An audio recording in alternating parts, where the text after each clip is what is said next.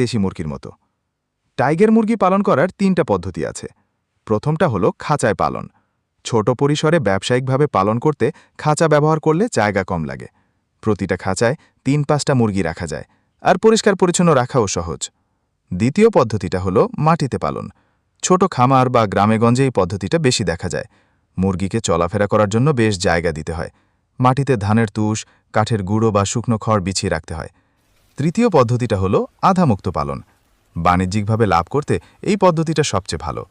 দিনের বেলায় মুরগিকে খোলা জায়গায় ঘুরতে দেওয়া হয়, আর রাতে ঘরে রাখা হয়। মুরগির খাবার আর পুষ্টির ব্যাপারেও কিছু নিয়ম মানতে হয়। জন্মের পর 6 সপ্তাহ পর্যন্ত ছানাদের বিশেষ খাবার দিতে হয়, যেটাকে স্টার্টার ফিড বলে। এতে প্রায় 20% প্রোটিন থাকতে হবে। প্রতিটা ছানার জন্য দিনে প্রায় 15 গ্রাম খাবার দিতে হয়। 0 থেকে 6 সপ্তাহের বাচ্চা মুরগিকে স্টার্টার ফিড দিতে হয়, যাতে তারা 20% প্রোটিন পায়। প্রতি বাচ্চার জন্য দিনে 15 গ্রাম করে খাবার